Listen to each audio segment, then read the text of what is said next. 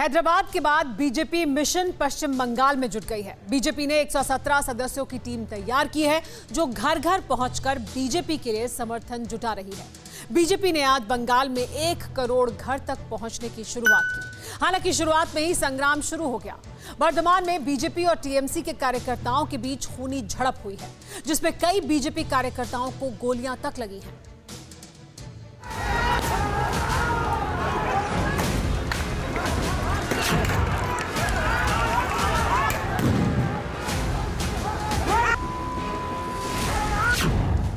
सियासी किले को ठहाने और बचाने के संग्राम से पहले का ये खूनी कोहराम है।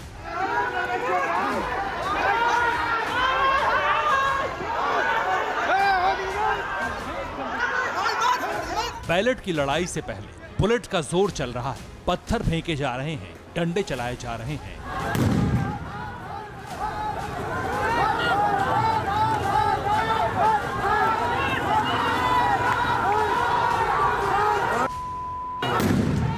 गोलियां दागी जा रही हैं, आग लगाई जा रही है, तोड़फोड़ हो रही है, जमीन खून से सनी है और फिजाओं में बम बारूद की महक है।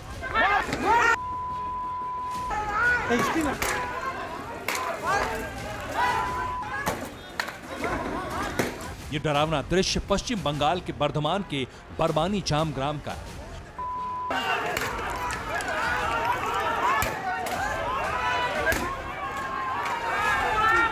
पुलिस के संरक्षण में यदि गुंडे इस प्रकार गोली और बम चलाएंगे तो यह अराजक प्रदेश के अलावा सिर्फ बंगाल में ही हो सकता है और कहीं पर भी नहीं है। वोटिंग से पहले बीजेपी के विस्तार के लिए भगवाधारी कार्यकर्ता निकले थे।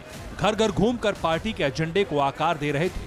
तभी दीदी के दूतों से सामना हो गया और फिर जो हुआ उसकी तस्वीर आपके सामने। खूनी भिड़ंत में बीजेपी के कई कार्यकर्ताओं को पेट में गोलियां लगी, बम के छर्रे लगे।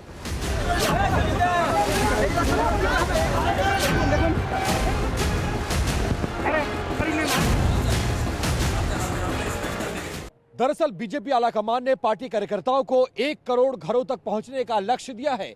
इसी लक्ष्य को पूरा करने के लिए कार्यकर्ता निकले थे, तभी भिड़ंत हो गई। बंगाल में कमल खिलाने के लिए सालों से डटे कैलाश विजयवर्गीय का कहना है कि ममता सरकार विपक्ष को कुचल रही है।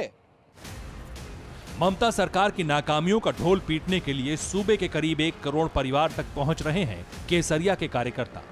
घर घर पहुंचना अमित शाह के बंगाल प्लान का हिस्सा है, बीजेपी की उस चाणक्य रणनीति का हिस्सा जो दीदी की देहरी पर खड़े होकर ललकार रहे हैं।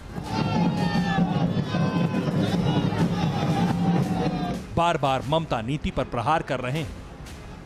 मैं निश्चित रूप से देख रहा हूं कि ममता सरकार का मृत्युगंड बच चुका है।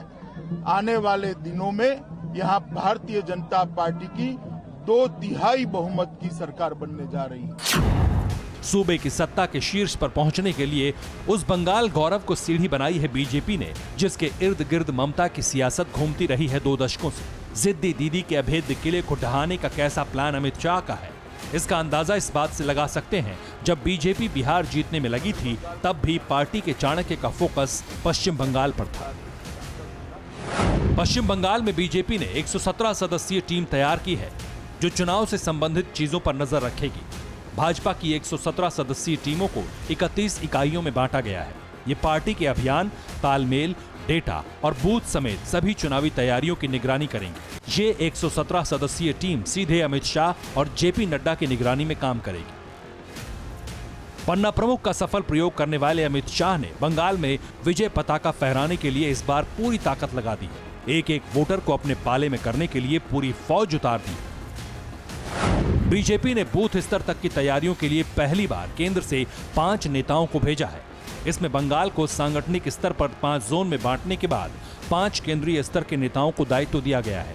इसके लिए दिल्ली और दूसरे राज्यों से भाजपा के 294 नेता भी यहां पहुंच रहे हैं। इसके अलावा भगवा पार्टी ने टीवी और मीडिया में दिए जाने वाले इंटरव्यू के लिए अलग से टीम गठित की।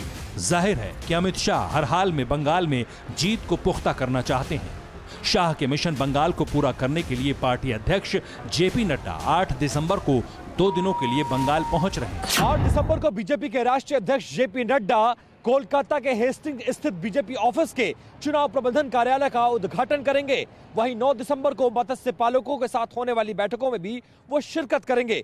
इसके साथ ही 3 जिलों के चुनाव प्रबंधन समितियों के साथ बैठक कर आगे की रणनीति पर भी चर्चा करेंगे। दीदी को चुनौती देने के लिए बीजेपी कोई कसर नहीं छोड़ना चाहती। एक के बाद एक पिछले चुनाव में ममता बनर्जी के आंगन में जिस तरह से बीजेपी का समर्थन बढ़ा है, उससे अमित शाह का हौसला भी बढ़ा है।